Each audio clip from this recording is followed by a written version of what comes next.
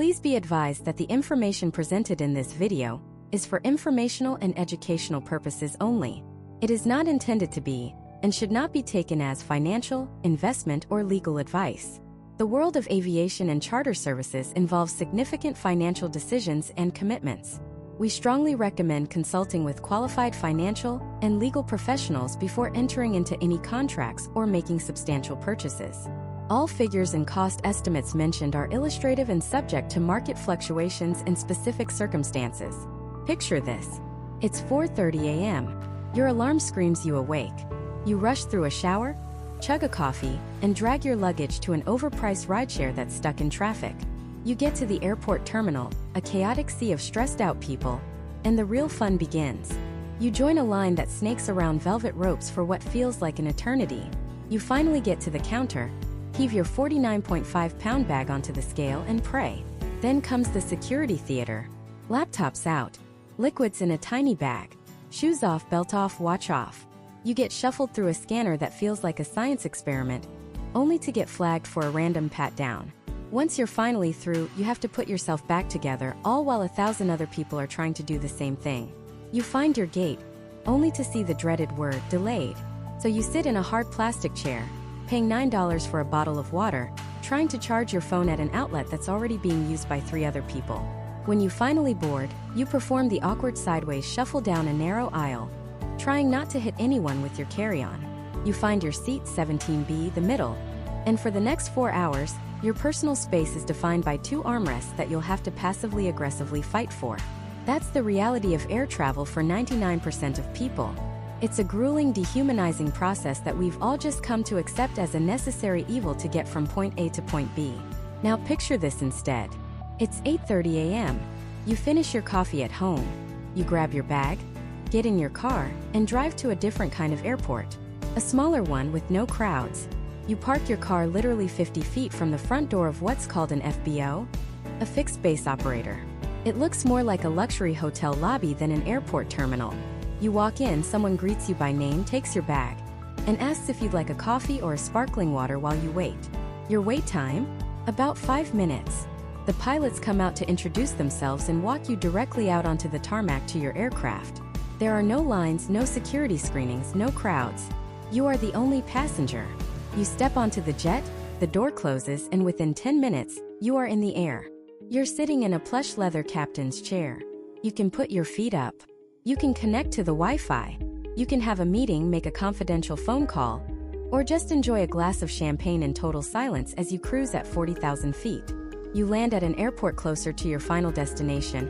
A car is waiting for you on the tarmac, and you are on your way before the passengers on that commercial flight have even started their deplaning process. This isn't a fantasy. This isn't something reserved for royalty and titans of industry. This is the world of private jet charter. And over the course of this series, I am going to pull back the curtain on this entire industry. We're not just going to look at glossy pictures of fancy jets. I am going to give you the ultimate insider's guide.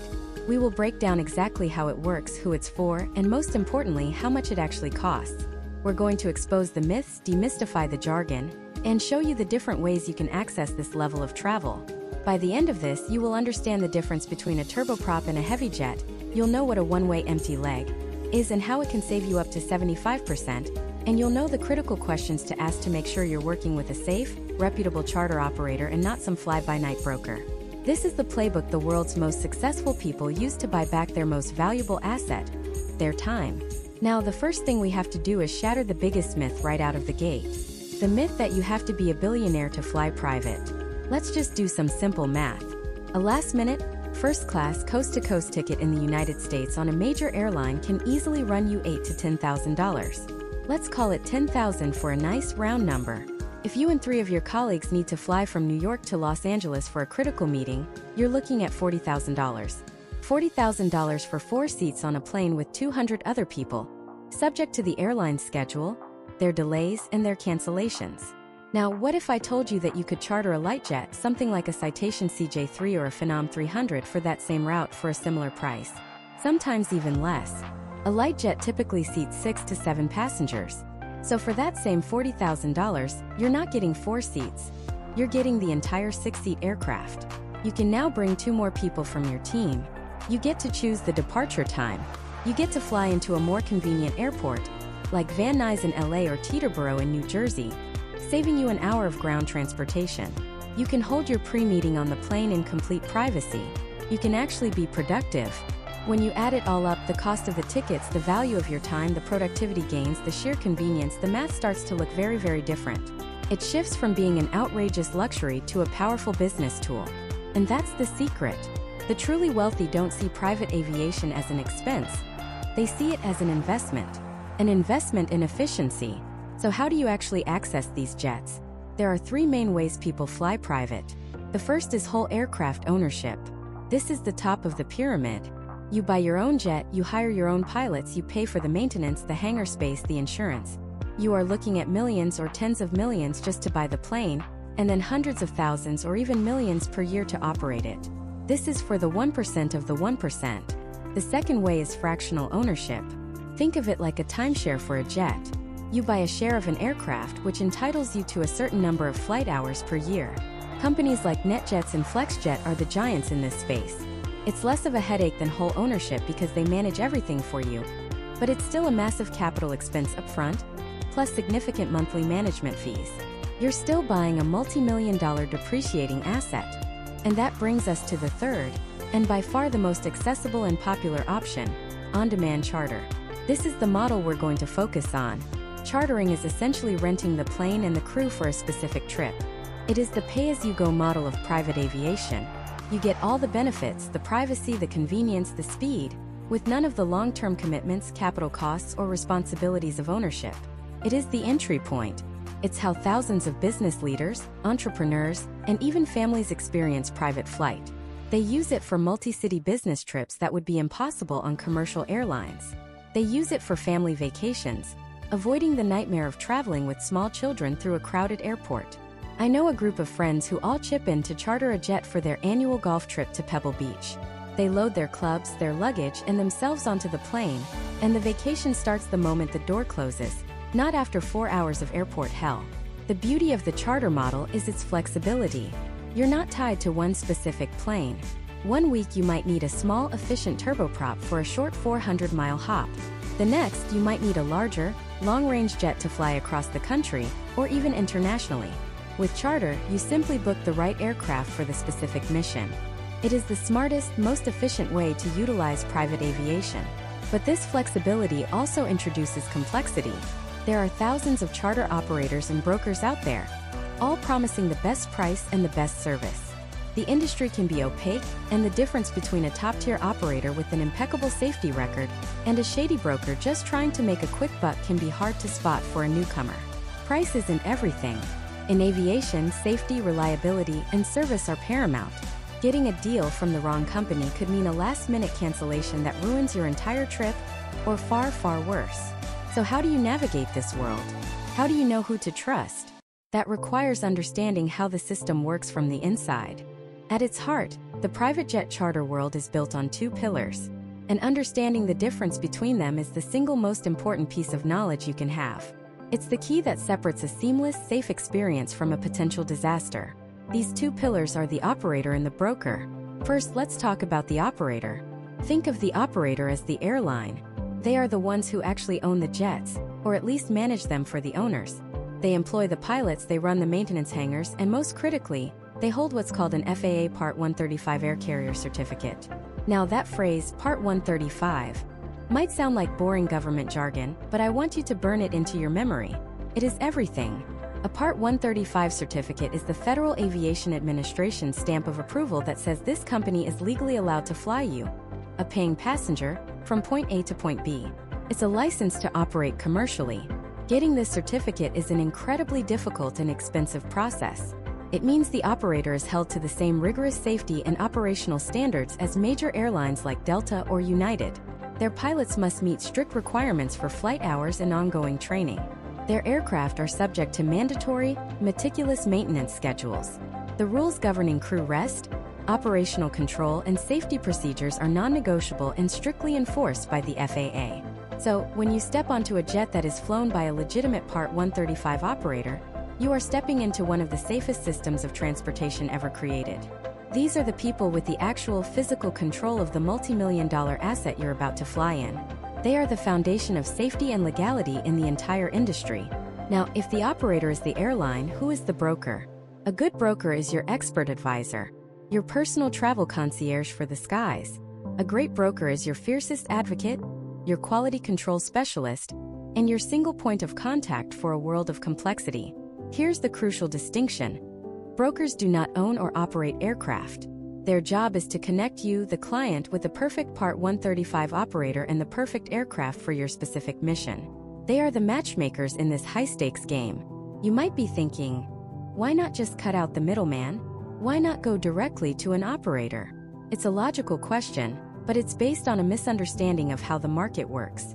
Let's imagine you want to fly 4 people from New York to Aspen for a ski weekend. If you call a single operator, they can only offer you what they have. Maybe they have a beautiful 8-passenger jet available. It's a great plane, but it's bigger and more expensive than you need. Or maybe their fleet is entirely based on the West Coast, so to get a plane to you in New York, they have to fly it across the country empty, a cost they will absolutely pass on to you in the form of a massive repositioning fee. Or worst of all, their planes might just be booked that day. You call them, they say sorry, nothing available, and the conversation is over. You're back to square one, searching Google for another operator with no idea if they're safe, reliable, or right for your trip. Now let's replay that scenario, but this time you call a reputable broker. The first thing they do is listen. They don't try to sell you a specific plane. They conduct a consultation. How many passengers? How much luggage? Skis and snowboards? Okay, we'll need a jet with the large baggage compartment. Are you bringing a pet? We'll need to make sure the operator is pet-friendly. What kind of catering would you like on board? Do you need ground transportation waiting for you when you land in Aspen? Once they have your mission profile, the broker goes to work. They don't just have access to one operator. They have access to a live, global network of thousands of Part 135 certified aircraft. They put your trip out to this marketplace, and within minutes, they get back dozens of options from certified operators. But their job has only just begun. Now comes the most important part, the vetting process. A good broker is a safety auditor first and foremost. They are not just looking for the cheapest option. They are running a safety and quality check that you, as a consumer, would have no way of doing on your own. They'll immediately filter out any operator that doesn't meet their standards. Then they dig deeper. They pull up third-party safety reports from firms like Argus and Wyvern. These are the independent watchdogs of the private aviation industry.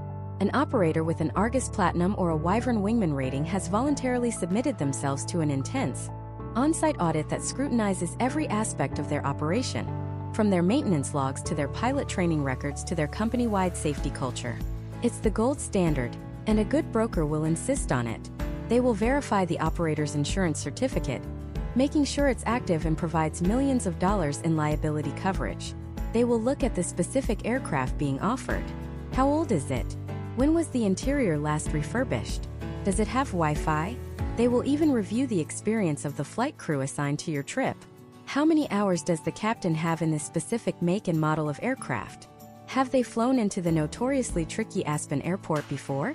This is a level of due diligence that provides an incredible layer of safety and peace of mind. Only after this intense vetting process will the broker present you with a curated list of the best options. They might show you 3 different jets. A light jet that's fast and efficient, a mid-size jet that offers a bit more cabin room, and a super mid-size that has a flight attendant and a full galley. They'll explain the pros and cons of each, allowing you to make an informed decision that balances cost, comfort, and speed. Your broker is aircraft agnostic.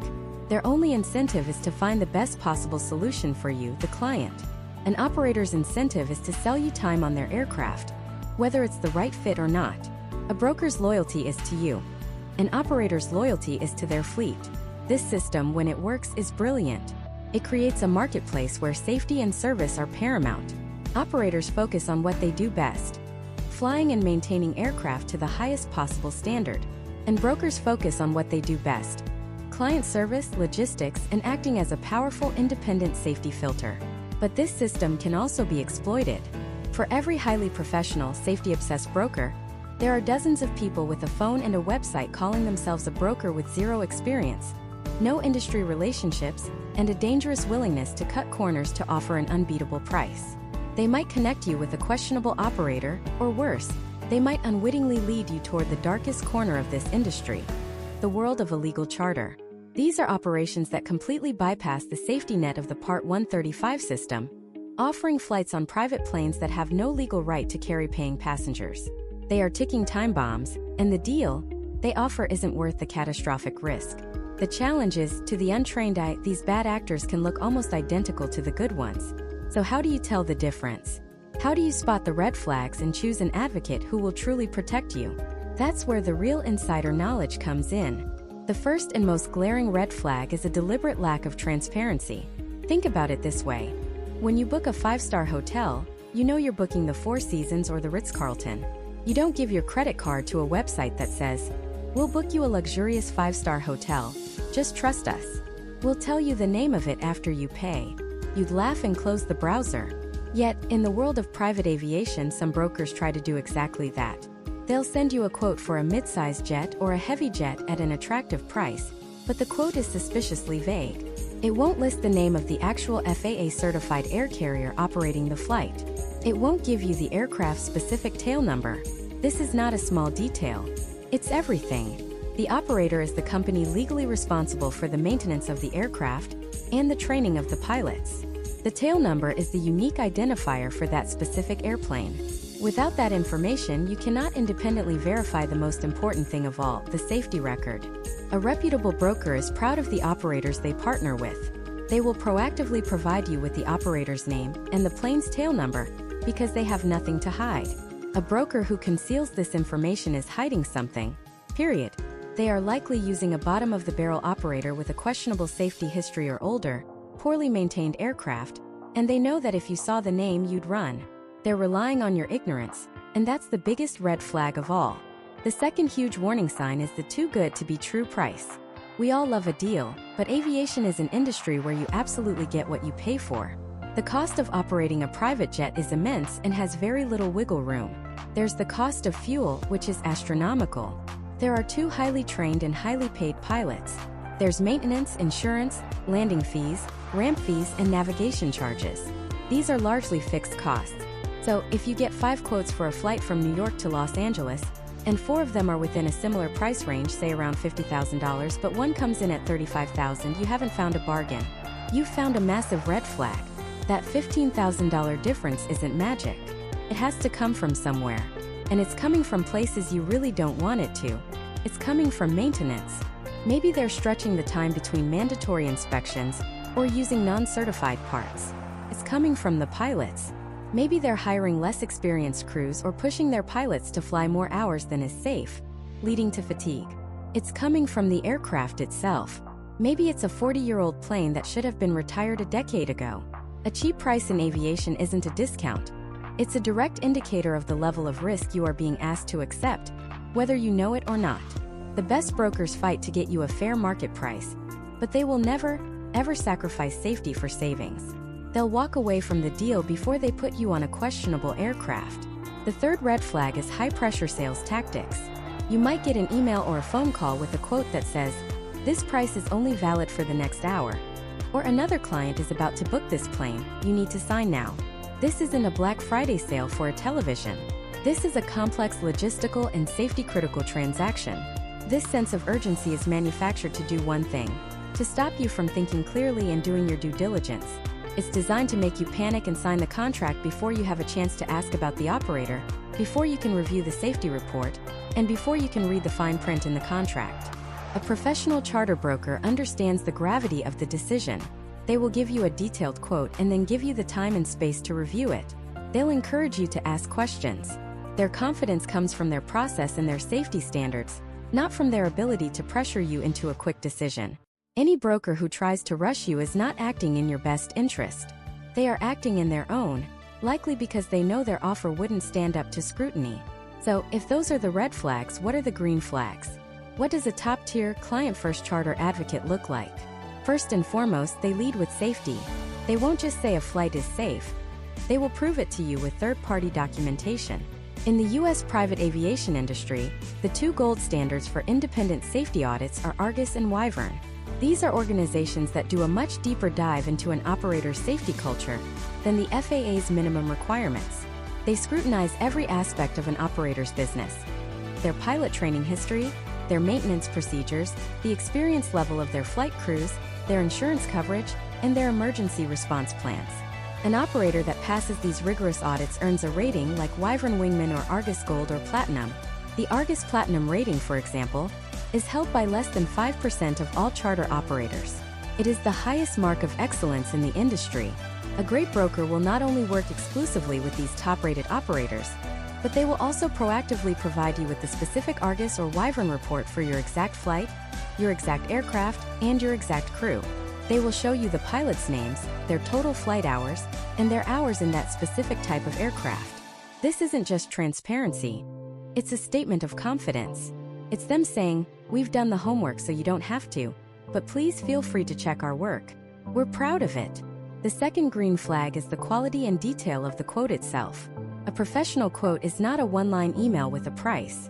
It's a comprehensive document. It will list the aircraft by make, model, and year of refurbishment. It will include the tail number and the name of the Part 135 operator. It will have professional photographs of the actual aircraft you will be flying on, not stock photos. It will provide a detailed itinerary.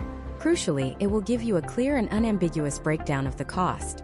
It will show the base flight cost, the 7.5% federal excise tax, segment fees, and any other anticipated charges like de-icing in the winter or international fees. There are no hidden costs. What you see is what you pay. It's a professional proposal for a professional service. Finally, the biggest green flag is what happens after you sign the contract. A low-quality broker's job is done the moment your credit card is charged. A world-class broker's job has just begun. They should have a dedicated flight operations team, a 24/7 mission control, that is actively monitoring your trip. They are tracking the weather not just at your departure and arrival airports, but all along your flight path. They are coordinating with the FBO, the private terminal, to ensure your ground transportation is waiting on the ramp the moment you arrive. They are confirming your catering order with the flight crew. And most importantly, they are your problem solvers. If a sudden thunderstorm closes your destination airport, they're not just going to call you with the bad news. They're going to call you with a solution. They'll say, "We're diverting to a nearby airport that's still open, which is a 20-minute drive away. We've already arranged for a car to meet you there. And we've updated the driver with the new arrival time. Your original car service has been canceled at no charge to you." That level of proactive, seamless service is the true hallmark of a luxury travel partner. They aren't just booking a jet. They are managing your entire journey and insulating you from the inevitable complexities of aviation. They are your personal flight department, and their value is proven not when things go right but when things go wrong. Choosing this kind of partner is the single most important decision you'll make in the world of private travel. So how do you find that partner in a world that seems from the outside intentionally opaque? You're not just buying a flight. You're entering a relationship built on trust, safety, and an encyclopedic knowledge of a notoriously complex industry. The landscape is dominated by two primary players, the operator and the broker. Understanding the difference between them isn't just academic. It's the key to unlocking the type of experience you're looking for. Let's start with the foundation of it all, the operator. Think of an operator as the airline. They are the ones who actually own, manage, and fly the aircraft. In the United States, they hold what's called an FAA Part 135 Air Carrier Certificate. This certificate is not easy to get. It's a rigorous, exhaustive standard that governs everything from pilot training and rest requirements to maintenance schedules and operational safety protocols. When you fly with a Part 135 operator, you are flying with a company that is legally and directly responsible for the safe execution of your flight. They employ the pilots, they maintain the jets, they are the ones with the ultimate authority and control. The primary advantage of dealing directly with an operator is that direct line of communication. There's no middleman. You are talking to the people who are turning the wrenches and sitting in the cockpit. If they have the specific aircraft you need, available when you need it, it can be a wonderfully streamlined process. But here's the inherent limitation. An operator can only offer you the aircraft they have in their own fleet. If you need a larger jet for a trip to Europe, but they only operate mid-size jets for domestic travel, you're out of luck. If their one suitable aircraft is booked or down for maintenance, you're back to square one. This is where the second player comes in, the broker. A good charter broker is less like a travel agent and more like a wealth manager for your time and travel. They don't own any aircraft. Instead, their asset is information, relationships, and expertise. A top-tier broker has a global network of hundreds, even thousands of certified operators. Their job is to understand your mission, not just where you're going, but why. Are you trying to impress a client? Are you traveling with small children? Do you need to be able to work productively in the air? Based on your specific needs, they will then scour the entire available market to find the perfect aircraft, from the best possible operator, at the most competitive price. Their value proposition is choice and advocacy. While an operator is incentivized to sell you time on their own planes, a broker is incentivized to find you the absolute best solution, regardless of who owns the jet. They act as your single point of contact, your quality control, and your troubleshooter. They vet the operators, checking their safety ratings through third-party auditors like Argus and Wyvern. They scrutinize insurance certificates.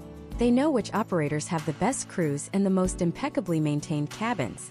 They are your personal flight department without the billion-dollar overhead. When a mechanical issue grounds your plane in Omaha at 2 a.m., it's the broker who is already working their network to find a replacement aircraft to get you to your meeting in Los Angeles by 8 a.m. They absorb the complexity so that all you experience is the solution. Now, within this world of operators and brokers, you have different ways to buy. The most straightforward is on-demand charter. It's exactly what it sounds like. You have a trip, you call your trusted partner, they provide a quote, and you book it. It's the ultimate in flexibility. No long-term commitment, no massive upfront cost. You pay for what you use when you use it. The trade-off, however, is price volatility. Just like commercial airline tickets, on-demand charter prices fluctuate based on demand, aircraft availability, and positioning. A one-way flight from New York to Miami the week before Christmas could cost double what it would in the middle of May. To smooth out that volatility, the industry created a wildly popular product, the Jet Card. The classic Jet Card model is simple. You pre-purchase a block of flight time, typically 25 hours, on a specific category of aircraft, a light jet, a mid-size jet, a heavy jet. In return, you get a locked-in, fixed hourly rate. This is incredibly appealing. You know exactly what your flying will cost per hour, giving you budget predictability and the convenience of just sending a text to book a flight, with funds already on account. Feels like ownership without the headaches. But this is where the fine print becomes your required reading. That fixed hourly rate often isn't the final number. You need to look for fuel surcharges, which can add thousands to a single flight. There are federal excise taxes. And critically, there are daily minimums. Most jet cards have a minimum flight time they'll charge you for, even if your flight is shorter. For a light jet, this might be 60 or 90 minutes. For a large cabin jet, it could be 2 hours. So that 45-minute flight from Los Angeles to Vegas? You're paying for at least double the time you're actually in the air. Then you have peak days. Travel on the day before Thanksgiving or during major sporting events, and you'll be hit with a peak day surcharge, often adding another 25 to 40% to your cost. And some programs have blackout dates where your guaranteed availability isn't so guaranteed after all. A great jet card program can be a phenomenal tool, but you have to go in with your eyes wide open, understanding the total, all-in cost of your travel. Because of these complexities, a new generation of membership and card programs has emerged. Some offer dynamic or market-based pricing, where you still get the service and safety benefits of the program, but your hourly rate floats with the market, often with a capped maximum. This can provide significant savings during off-peak times compared to a fixed-rate card. And then there's the siren song of technology, the rise of the Uber for Jets apps. On the surface, it's a brilliant concept. Open an app, plug in your itinerary, and get an instant bookable quote from a list of available aircraft. It promises to cut out the middleman and democratize access. And for a simple point-to-point flight in perfect weather, it can sometimes work. But aviation is an ecosystem of a million tiny, moving parts, and its currency is safety and experience, not just technology. When you book through an app, who precisely is your advocate? Who has vetted that operator beyond a digital checkmark? What happens when the crew gets timed out due to a weather delay? What happens when the airport you're flying into suddenly closes its runway? An app will send you a push notification and a refund. A true aviation partner will have already dispatched a car to take you to a nearby airport where a new, fully briefed crew and aircraft are waiting for you. The greatest luxury in private travel isn't the leather seats or the champagne. It's the absolute certainty that a team of human experts is managing the infinite complexities of your journey, insulating you from the problems before you even know they exist. So the choice between an operator, a broker, an on-demand charter, or a jet card isn't about which one is best. It's about which one is best for you. It's a decision based on how often you fly, how predictable your schedule is, your budget, and your tolerance for risk. The right partner will ask you these questions. They will educate you. They will be transparent about their model and how they make money. They will be your guide, helping you navigate the options to build the perfect solution. Because once you've chosen your partner, the next decision is just as exhilarating. Choosing your wings.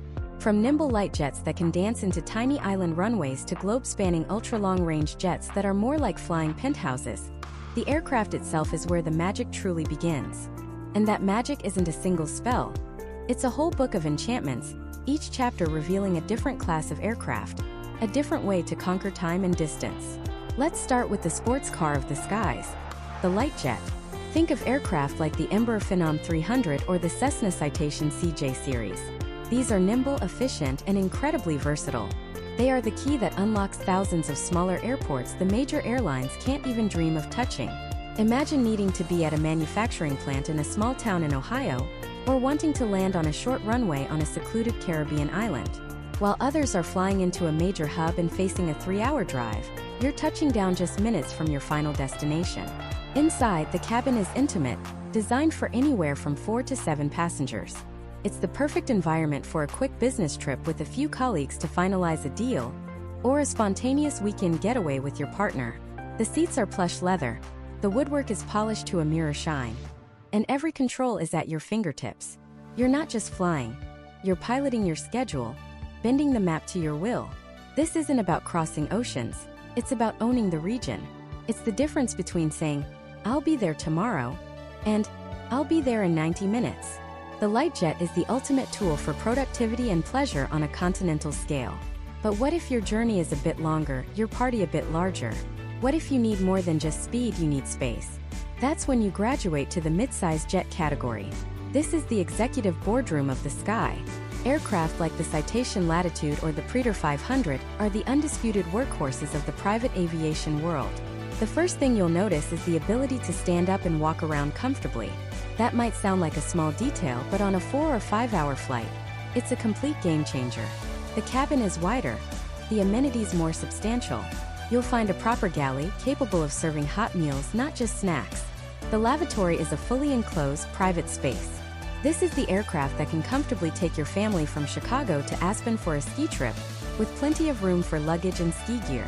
It's the jet that allows your executive team to fly from Dallas to a conference in Seattle, working collaboratively at a proper conference table the entire way, arriving refreshed and prepared. The mid-size jet represents a significant leap in comfort and capability. It offers transcontinental range, meaning you can cross the country with, at most, a single quick fuel stop. It's the perfect, balanced solution for those whose lives and businesses demand more than a light jet can offer. Now let's add a little bit of super to the mix. The super mid-size jet. This is where private aviation starts to feel less like transportation and more like a destination in its own right. Think of the iconic Bombardier Challenger 350 or the Gulfstream G280. What makes them super? In a word, range. This is the category that masters non-stop, coast-to-coast travel. New York to Los Angeles, Miami to San Francisco, without ever touching the ground. You board the aircraft on the East Coast in the morning and are sitting down for a lunch meeting in California. The performance is staggering, but the passenger experience is where these jets truly shine. The cabins are even more spacious, often featuring a flat floor and exquisite design details. The air inside is constantly refreshed, and the cabin is pressurized to a lower altitude, meaning you arrive with significantly less fatigue and jet lag. A dedicated flight attendant is standard, there to cater to your every need, from mixing the perfect cocktail to preparing a multi-course meal from the advanced galley. This is the level where you can truly settle in.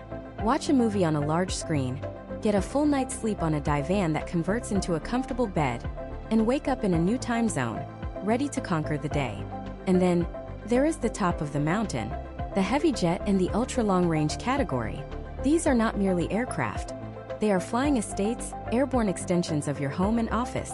We're talking about the titans of the industry, the Gulfstream G650, the Bombardier Global 7500, the Dassault Falcon 8X. These machines don't just cross continents, they connect them. New York to Dubai, London to Singapore, Los Angeles to Tokyo. All non-stop. Stepping inside one of these is like entering a different reality. The sheer volume is breathtaking. You're not in a cabin. You're in a series of distinct living spaces. There might be a Club 4 seating area for meetings up front, a central dining area with a table for 6, and a private stateroom in the aft with a full-sized bed and an en-suite bathroom, sometimes even including a stand-up shower. The technology is state-of-the-art with Ka-band Wi-Fi that's faster than what many people have in their homes, allowing for seamless video conferencing or streaming 4K movies at 51,000 feet, well above the weather and commercial traffic. This is the aircraft for the global leader, the international artist, the family embarking on a world tour. You can conduct a board meeting over the Atlantic, have a 5-star dinner over Europe, and go to sleep in a quiet, private bedroom over the Middle East, arriving on the other side of the world as rested as if you'd never left home. The price tag is astronomical, but for those who operate on a global stage, the ability to compress time and eliminate the physical and mental toll of long-haul travel isn't a luxury. It's a strategic necessity. And just when you think you've reached the absolute pinnacle, there's one more level. The converted airliner.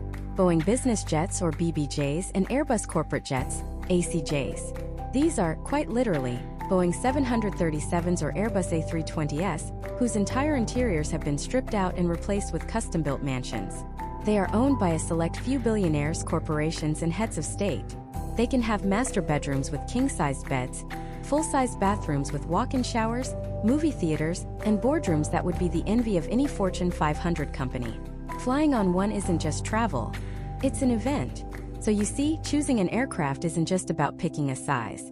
It's a deeply personal calculation. It's a delicate balance of mission, distance, and desire. How many people are flying? How much luggage are you bringing? Is the runway at your destination long enough for a heavy jet? Or do you need the agility of a light jet to get you there? The charter broker's true expertise lies in helping you navigate these questions, matching your specific needs to the perfect aircraft. They ensure you're not paying for a heavy jet when a super mid will do, or trying to squeeze a team of 8 into a light jet. Getting this choice right is fundamental, because once that perfect aircraft is selected, a whole new universe of customization opens up. The machine is only half the story. The other half is about crafting the perfect experience inside that machine. It's about transforming the cabin from a simple mode of transport into your personal sanctuary, your Michelin-starred restaurant, your corner office in the clouds.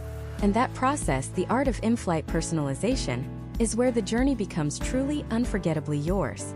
So how does it all happen? How does a simple request, a need to get from New York to Los Angeles, transform into a meticulously curated experience with your favorite brand of tequila waiting on ice and a flight path that avoids turbulence over the Rockies? It doesn't happen by magic. It happens through a person, a specialist whose entire profession is built on turning logistical chaos into seamless, silent perfection. This is the world of the charter broker. Think of them less as a travel agent and more as the executive producer of your journey. They are the architect, the concierge, and the mission commander all rolled into one. While you're focused on the destination, they are obsessed with 1,000 tiny details that get you there. When you decide to fly private, you're not just buying a seat. You're engaging a team, and the broker is your single point of contact, your advocate in a complex, global marketplace. Let's pull back the curtain on this process. It all starts with what the industry calls the mission profile. Sounds like something out of a spy movie, and in a way it is. It's the who, what, where, when, and most importantly, the why of your trip. Are you a CEO needing to hit 3 cities in 2 days for a series of high-stakes negotiations? The mission is about speed, connectivity, and arriving fresh and prepared. The broker is thinking about aircraft with the best Wi-Fi, the quietest cabins for confidential calls, and airports closest to your meeting locations to minimize ground travel. Or maybe you're taking your family on a ski trip to Aspen. The mission is about comfort, capacity, and joy. The broker is now thinking about a cabin with space for the kids to move around, enough baggage capacity for skis, boots, and a week's worth of winter clothes. And critically, they're thinking about performance. Aspen's airport is notoriously tricky. It's at a high altitude and has a relatively short runway surrounded by mountains. Not every jet can safely operate in and out of there, especially on a warm day. The broker knows exactly which aircraft have the powerhouse performance and certified capabilities to handle that specific challenge without breaking a sweat. This is the broker's first and most important job, to listen. To understand not just where you want to go, but what you want to achieve. Once they have that mission profile, the real work begins. They don't just go to one airline's website. They tap into a live, dynamic, global network of literally thousands of aircraft. This is the charter market, a fluid, constantly shifting ecosystem of jets owned by corporations and private individuals, all managed by professional aircraft operators. The broker's task is to find the perfect match within this vast ocean of options. They'll filter by range. Can the jet make your desired leg non-stop? A flight from Miami to London requires a heavy jet like a Gulfstream or a Global Express. A quick hop from Dallas to Houston can be done in a nimble light jet. They'll filter by payload, the total weight of passengers, luggage, and fuel. They'll filter by airport performance, ensuring the jet can handle the specific runways on your itinerary. And then comes the single most important filter, the one that separates a great broker from a simple booking service: safety. This is the bedrock of the entire industry. Before a broker even presents an aircraft to you as an option, they are conducting a rigorous behind-the-scenes due diligence process. They aren't just looking at the jet, they're investigating the operator, the company that manages, maintains, and crews the aircraft. They are pulling safety reports from third-party auditing firms like Argus and Wyvern. These are the gold standards in aviation safety. An Argus Platinum or Wyvern Wingman rating isn't just a fancy badge. It's proof that the operator adheres to safety standards that go far beyond the FAA's minimum requirements. It means their pilot training is more extensive, their maintenance procedures are more robust, and their company-wide safety culture is second to none. The broker is checking the aircraft's maintenance history. They're verifying the flight crew's experience. How many hours do they have in this specific type of aircraft? Are they experienced in international operations or mountainous terrain? They are, in essence, your silent guardian, your expert advocate, ensuring that the sleek, beautiful machine you're about to board is backed by an ironclad commitment to safety and operational excellence. Only after this exhaustive vetting process will you, the client, see anything. And you won't see a confusing list of 100 planes.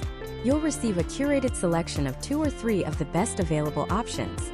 Each option will be presented clearly, breaking down the costs, the aircraft details, its age, its last refurbishment, its specific amenities, and the operator's safety credentials.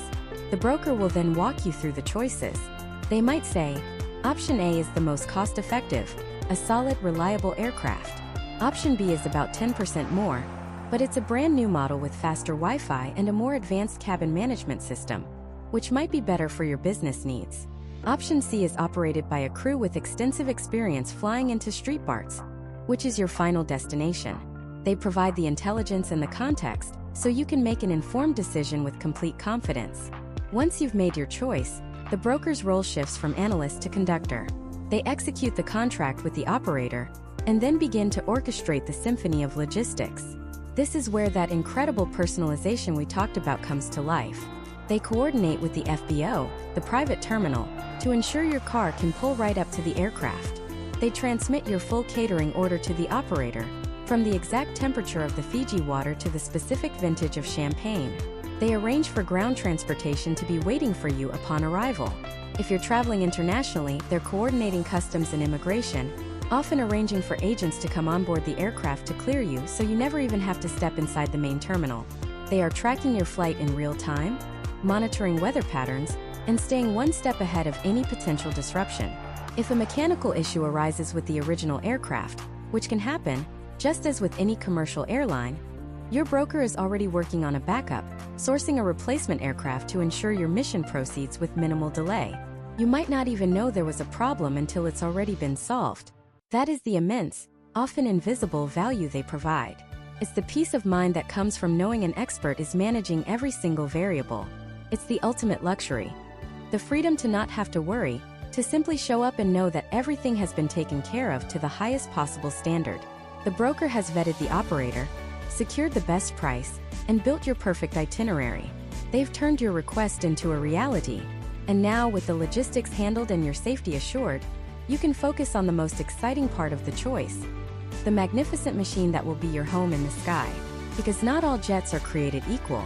From agile light jets that can slip into the smallest airfields to palatial, globe-spanning ultra-long-range jets, the aircraft itself is a universe of possibilities.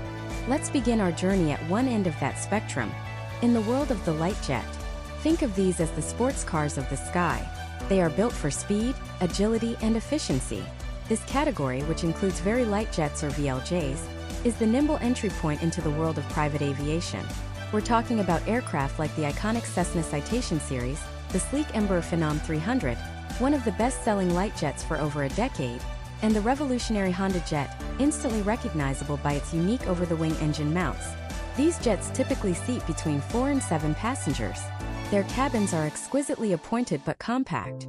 You won't be doing laps, but you'll be reclining in plush leather seats in a space that feels like the executive cabin of a high-end German sedan. The mission here isn't a transoceanic slumber party. It's about surgical precision. It's for the CEO who needs to leave New York in the morning, seal a deal in Boston, and be back for dinner. It's for the couple escaping Chicago for a long weekend in Nashville.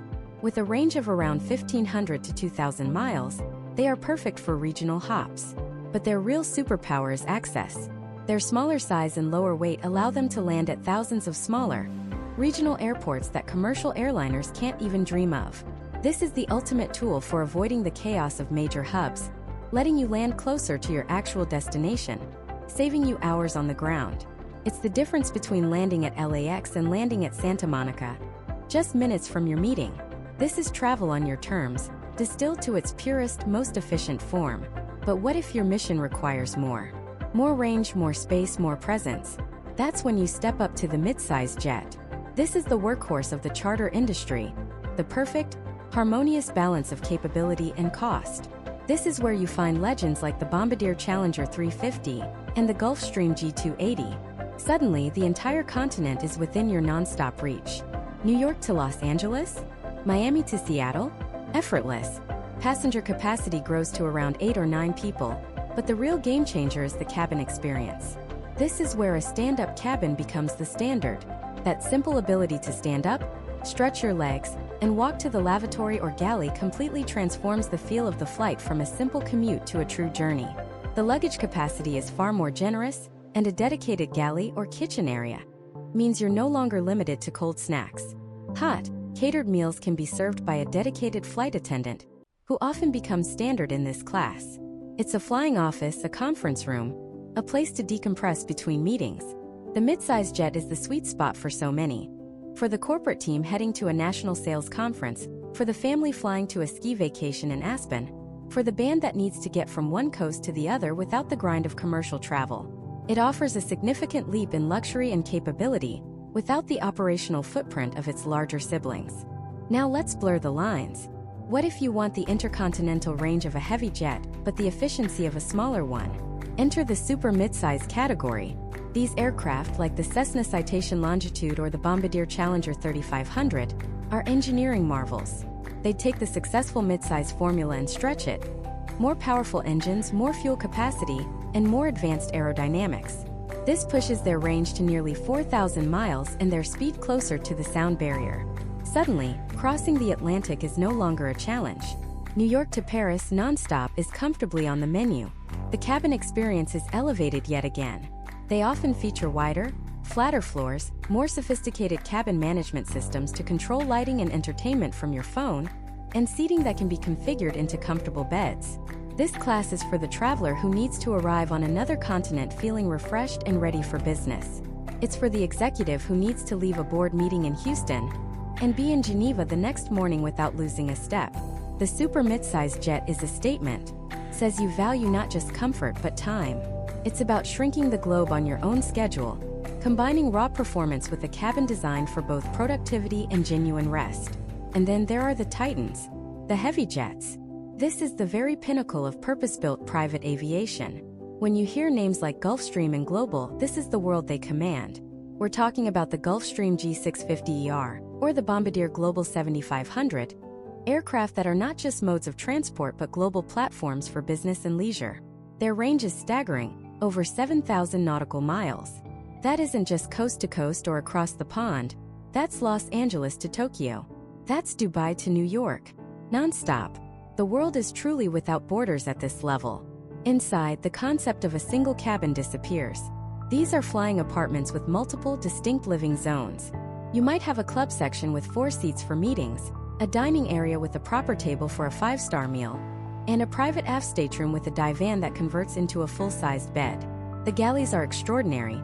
equipped with ovens, microwaves, and refrigerators, allowing a flight attendant to prepare complex, multi-course meals. The air is fresher, the cabin pressure is lower, and the noise levels are so hushed you can speak at a whisper while cruising at 45,000 feet. Some even offer stand-up showers. This is the chosen transport for heads of state, Fortune 50 CEOs, and A-list celebrities. It's for when you need to move a dozen people and their luggage across the planet in absolute comfort, ensuring they arrive rested, prepared, and completely insulated from the stresses of travel. This isn't just flying. It's a seamless extension of your life on the ground. But what if even that isn't enough? What if your needs transcend a traditional private jet, no matter how large? For a very select few, there is one final step, the bizliner. This is where aviation and architecture merge. We are talking about an Airbus A320 or a Boeing 737, the same aircraft that might fly 180 people commercially, completely gutted and transformed into a bespoke, private palace for 20 or 30 people. Known as the Airbus Corporate Jet or ACJ, and the Boeing Business Jet or BBJ, these are in a class of their own. The sheer volume of space is almost impossible to comprehend. Inside, you will find master bedrooms with king-size beds and full en-suite bathrooms. You'll find boardrooms that can seat 12 people, private movie theaters with surround sound, and dining rooms that rival those in the finest restaurants. The interiors are custom designed from a blank slate, with every surface, every material, every piece of furniture chosen by the owner. The cost of outfitting the interior can often exceed the cost of the aircraft itself. This is the domain of royal families, governments, and a handful of billionaires who travel with a large entourage of staff, family, and security.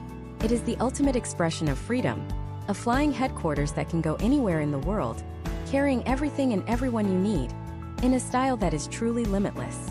From the nimble, point-to-point efficiency of a light jet to the globe-spanning opulence of a private airliner, the aircraft you choose is the single most important decision in your charter journey. It's not about just picking the biggest or fastest plane. It's about perfectly matching the machine to the mission. But knowing the hardware is only half the battle. Now that you've seen the incredible menu of options, the real question is, how do you actually order? How do you gain access to this world? Because getting the keys to your own private jet isn't like booking a commercial ticket. It involves a completely different set of rules, models, and secrets. The first door, the one most people walk through, is called on-demand charter. Think of it as the Uber Black of the skies. It's the simplest, most direct way to experience private aviation without any long-term commitment. You have a need right now to get from point A to point B. You pick up the phone or open an app, and you book a jet for that specific trip. It's pure transactional freedom. But who are you calling? You're not calling the pilot. You're calling a charter broker. This is the first secret you need to understand. The broker is the most important person in the on-demand world. They are the fixers, the concierges, the masters of aviation logistics. A good broker doesn't just find you a plane. They find you the right plane. They know which operators are the most reliable, which aircraft have the best safety records, and who has a jet sitting in Teterboro that needs to get back to Van Nuys, creating a potential bargain. This is where the concept of the empty leg comes in. It's the holy grail for savvy charter clients. An aircraft is booked for a one-way trip, say, from Miami to Aspen. But that plane has to return to its base in Miami. Flying it back empty costs the operator a fortune in fuel and crew salaries. So they sell that empty leg flight at a massive discount, sometimes up to 75% off the standard rate. Your broker is the one who knows how to find these deals. They have a network, a live feed of aircraft movements that looks like a scene from a spy movie. They can match your desired trip with an operator's empty leg, saving you tens of thousands of dollars. It's the ultimate travel hack for the 1%. The beauty of on-demand is its flexibility. You can book a light jet for a quick business trip for 2 people, then a heavy jet for a family vacation with 10 people the next month. You pay as you go with no upfront investment. You're A-list without the mortgage. But there's a catch. There's always a catch. The price is volatile. Booking a jet to the Super Bowl at the last minute? The price won't just be high. It will be astronomical. It's pure supply and demand, and availability isn't guaranteed. During peak holidays or major events, the entire charter fleet in a region can be completely booked out. On-demand gives you freedom, but it doesn't give you certainty. It's fantastic for dipping your toe in the water, for the occasional indulgence, or for those with unpredictable schedules. But for those who demand consistency, who can't afford to be told no, there's the next level up. This is where we enter the world of jet cards. If on-demand charter is like using a ride-sharing app, a jet card is like having a black car service on a permanent retainer. It's a membership. You are no longer just a customer, you are a client. The model is simple but brilliant. You pre-purchase flight time in 25, 50, or 100-hour increments on a specific category of aircraft. You're essentially buying a debit card for private flight, and this changes everything. The single biggest advantage? A fixed, locked-in hourly rate. It doesn't matter if you're flying on a Tuesday in February or the Wednesday before Thanksgiving. Your price per hour is the same. The terrifying volatility of the on-demand market simply vanishes. That's an incredible peace of mind. You can budget your private travel for the entire year with near-perfect accuracy. The second, and arguably more important, advantage is guaranteed availability. Companies like NetJets, FlexJet, and SentientJet built their empires on this promise. With as little as 10 to 24 hours notice, they guarantee you will have a jet ready and waiting. It's not a question of if they can find a plane, it's a contractual obligation. For a CEO who needs to get to a factory inspection across the country, or a family that decides on a last-minute ski trip, that guarantee is priceless. This model also solves the empty leg problem for the provider, which is why they can offer it. Your one-way flight from New York to LA is no longer an issue for them, because they have a massive fleet and thousands of other jet card members. They can position their aircraft like chess pieces on a national board, creating an efficiency that a small on-demand operator could only dream of. You are tapping into a massive, sophisticated logistical network.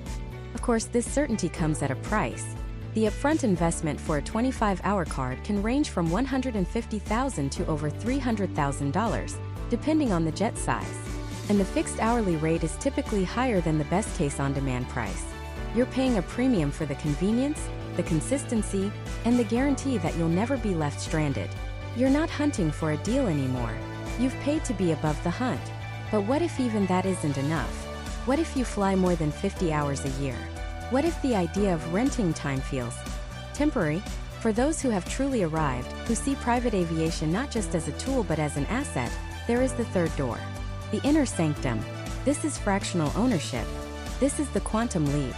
You are no longer buying time on a jet. You are buying the jet itself. Well, a piece of it. It's the ultimate timeshare, but instead of a condo in Florida, it's a share in a $9 million Citation Latitude or a $60 million Gulfstream G650. Here's how it works. You purchase a share of a specific aircraft. The smallest share is typically 1/16, which entitles you to 50 hours of flight time per year. A 1/8 share gets you 100 hours and so on. You pay a large acquisition cost upfront, we're talking anywhere from $500,000 to several $1,000,000, and then you pay a monthly management fee to cover the crew, maintenance, hangar space, and insurance. And on top of that, you still pay an occupied hourly fee for fuel and catering whenever you fly. It sounds incredibly expensive and complicated, and it is. So why would anyone do this? First, for the tax benefits. Because you own a depreciating asset, there can be significant tax advantages that can offset the cost, something that's incredibly attractive to high-net-worth individuals and corporations. Second, you get the absolute highest level of service and priority. As an owner, you are at the top of the food chain. You get guaranteed access to your aircraft or an equivalent, or even a better one, with as little as 4 to 6 hours notice. But the real reason, the one that transcends the financial spreadsheets, is about identity. You are an owner. You're not just flying on a NetJets plane, you are a NetJets owner. You've joined one of the most exclusive clubs on Earth. Your fellow owners are the titans of industry, the celebrities you see on magazine covers, the quiet billionaires who shape the world. It's a statement that you operate at a level where owning a piece of a private jet fleet is just a part of your life's portfolio. You have access to the entire fleet. So even if you own a share in a mid-size jet, but need a larger one for a trip to Europe, you can seamlessly upgrade. If you need a smaller jet for a quick hop, you can downgrade. You have the flexibility of a massive, world-class fleet at your disposal, but with all the financial and status benefits of ownership. It's the closest thing to owning your own jet without the monumental headache of actually managing it yourself. On-demand charter, jet cards, fractional ownership. These are the three primary paths into the world of private skies. Each one offers a different balance of commitment, cost, and convenience. It's a ladder of access, but there is one more level, a level beyond fractional, a level where you're not just an owner of a share, but the king of your own castle. And with that crown comes a weight and a set of secrets that most people can't even imagine. This is the world of full, unadulterated, outright aircraft ownership. It's the top of the pyramid, the final boss. It's where the jet doesn't just know your name, it wears your initials on its tail. Forget booking a flight. Forget checking availability. The only question is, where to? And the only answer that matters is yours. This isn't about buying a seat or a block of hours or even a slice of the pie. This is about buying the whole damn bakery. But that crown, as we said, is heavy. And the secrets that come with it are written not in ink, but in jet fuel and maintenance logs, in seven-figure wire transfers and sleepless nights. The fantasy of full ownership is a simple one. A gleaming metal bird, always polished, always fueled, always ready to whisk you away to paradise at a moment's notice. The reality is that you haven't just bought a vehicle, you have acquired a multi-million-dollar, technologically complex, heavily regulated, perpetually depreciating asset. You've started an aviation company where you are the only client. Let's pull back the curtain on what it truly costs to be king. First, there's the acquisition. The sticker price of a new Gulfstream G700 is around $75 million. A pre-owned late-model Global 6000 might run you $30 million. But that's just the cover charge to get into the club. Before you even sign the check, you'll spend tens, if not hundreds of thousands of dollars on a pre-buy inspection. This isn't like taking a used car to your local mechanic. This is a team of specialists descending on the aircraft for weeks, using ultrasound and borescopes to search for microscopic cracks in the turbine blades and hidden corrosion in the airframe. You'll have lawyers specializing in aviation transactions, international registry paperwork, and potentially millions in sales or used tax depending on where you base the aircraft. And then you'll likely want to make it your own. A full interior refurbishment on a large cabin jet can easily cost $2 to $5 million. You want custom leather from a specific Italian tannery? Gold-plated fixtures in the lavatory? A high-speed satellite internet system capable of streaming 4K video over the middle of the Pacific? Get ready to write checks that would make a real estate developer blush. But here's the first secret that new owners learn the hard way. The purchase price is the cheapest part. The real cost is the beast that never sleeps. The fixed costs. This is the money you spend every single month, whether you fly 100 hours or zero. Starts with a place to park. You can't leave a $50 million asset out in the rain. You need a hangar. In a major metropolitan area like New York, Los Angeles, or Miami, a private hangar can cost you anywhere from $10,000 to $50,000 a month. Per month. Next is insurance. Insuring a heavy jet for hull damage and liability can run from $100,000 to over $300,000 per year. Then there's the crew. You don't just hire pilots, you retain them. A captain for a large cabin jet expects a salary of $250,000 to $350,000 a year. The first officer around $200,000. A flight attendant, $80,000 to $120,000. That's over $500,000 in salaries alone before you even factor in benefits, healthcare, and the staggering cost of recurrent training, sending them to a simulator facility for a week every 6 months, which can cost $50,000 per pilot per session. And the subscriptions. Oh, the subscriptions. You thought Netflix and Spotify were bad? Try subscribing to worldwide navigation databases, weather services, flight planning software, and maintenance tracking programs. These can add up to another $50,000 or $100,000 a year. Add it all up, and before you've burned a single gallon of fuel, you are spending somewhere between $1 and $2 million a year, just for the privilege of owning the jet. It's a financial bonfire that you have to keep feeding with $100 bills, day in and day out. Then, and only then, do you get to the cost of actually going somewhere. These are the variable costs, and they are breathtaking. The biggest, of course, is fuel. A Gulfstream G650 can burn through 400 gallons of fuel per hour. At an average of $7 a gallon, that's $2,800 an hour. For a 5-hour flight from New York to LA, you're looking at $14,000 one way just for gas. But the real killer, the secret that separates the merely rich from the truly wealthy, is maintenance. Every single part on an airplane has a life limit, measured in either flight hours or calendar days. And the bills are astronomical. A new set of tires? $22,000. A new set of brakes? $62,000. A 240-month inspection, where they practically disassemble the entire airplane. That can be a $1 to $2 million event. And then there are the engines. You don't pay for engine maintenance when it breaks. You pay for it every single hour you fly. It's called an engine reserve program. For every hour the engines are running, you pay a fee, say $800 per hour per engine, into a dedicated fund managed by the manufacturer.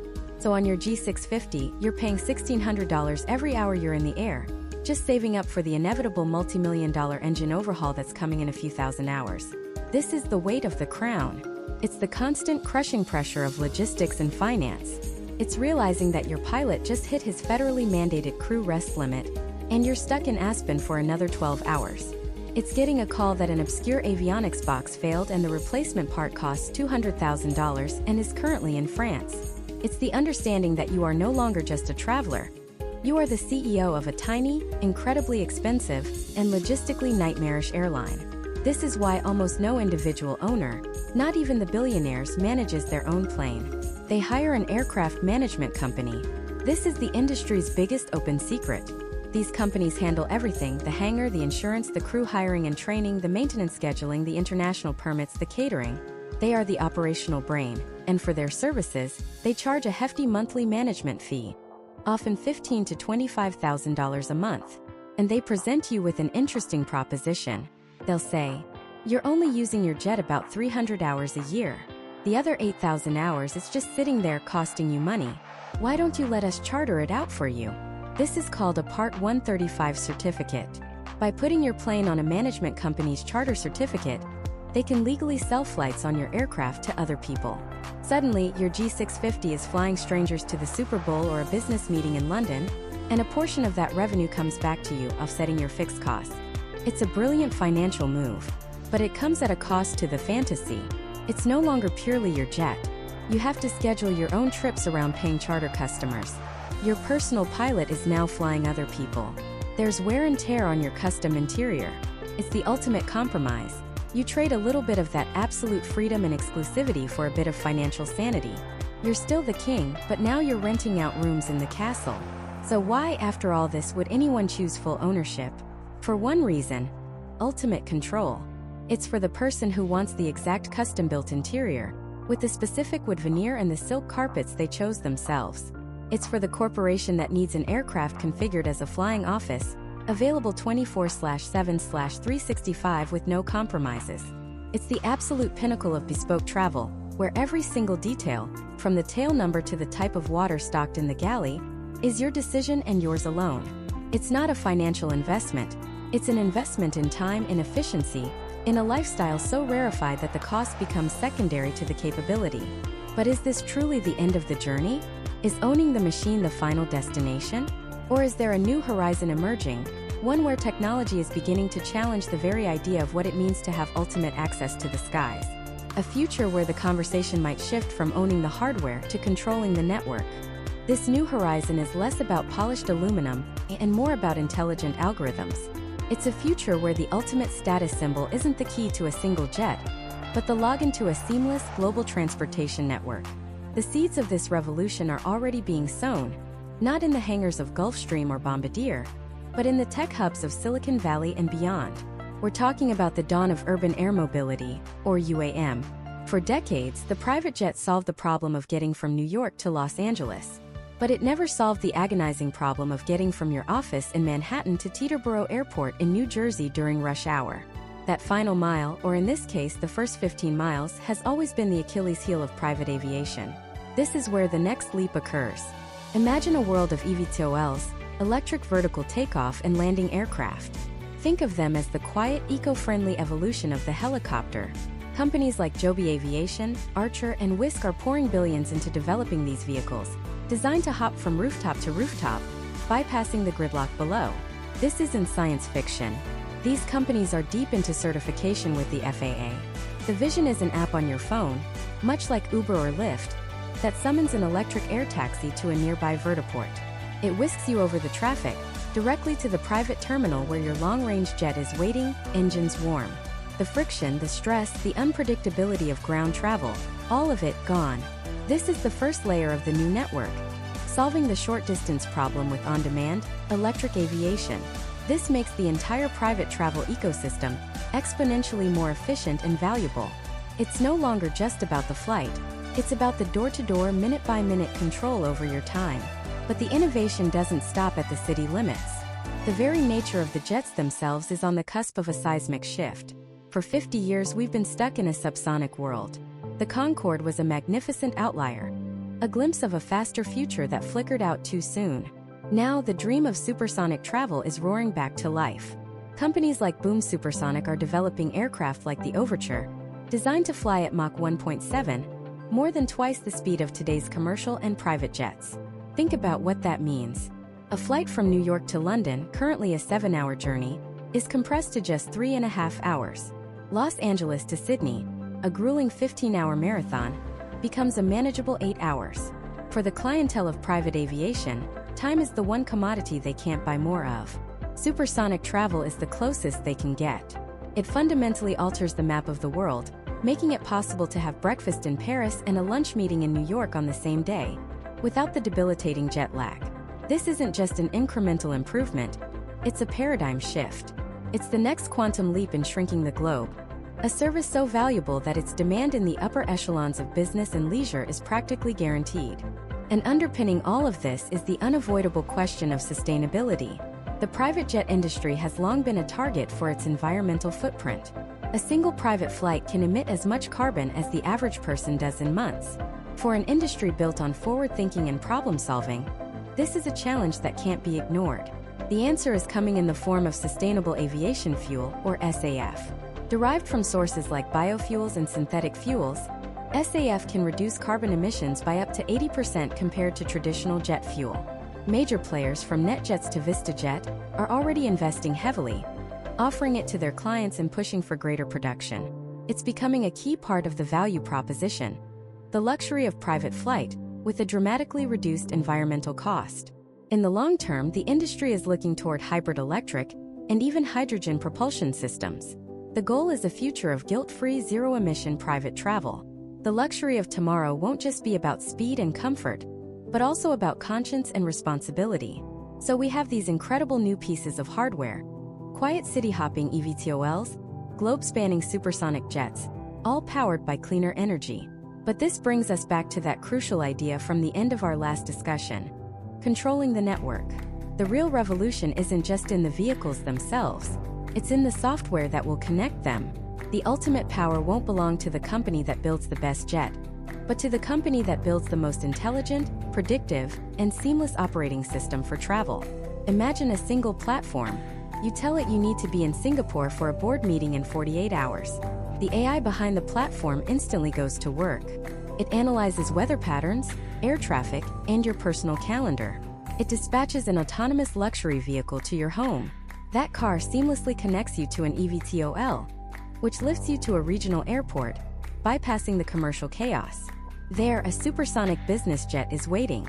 Your specific catering preferences, downloaded from your profile, are already on board. The cabin lighting and temperature are set to your liking. The flight plan is optimized in real time to provide the smoothest possible ride. Upon landing in Singapore, another eVTOL is already cleared for departure, ready to take you directly to the rooftop of your destination. In this scenario, you never once had to think about logistics. You never booked 3 different services. You simply stated your intent, and the network handled the rest. This is the future that technology is building. The value shifts from owning a specific asset, a single expensive jet that sits in a hangar most of the time, to having a subscription or access to a dynamic, multimodal network that provides the perfect vehicle for every stage of the journey. The companies that master this software layer, this AI-driven choreography of movement, will become the new titans of the industry. They will sell what everyone truly wants. Not a plane, but the complete and utter annihilation of travel friction.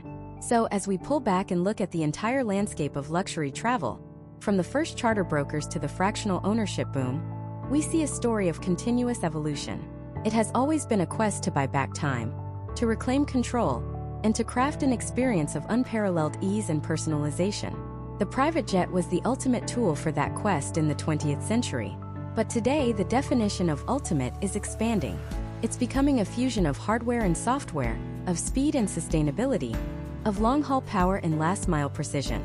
The allure of stepping onto a private jet, of having the sky to yourself, will never fade. It is a potent symbol of freedom and achievement. But the next chapter of this story is even more compelling. It's a future where that freedom is amplified by technology, where the network is as important as the aircraft, and where the journey becomes so seamless, it feels like magic. The ultimate luxury is no longer just about flying private. It's about living in a world where distance is no longer a barrier, where your time is truly your own, and where the sky itself is not the limit, but simply the foundation of a life lived without boundaries.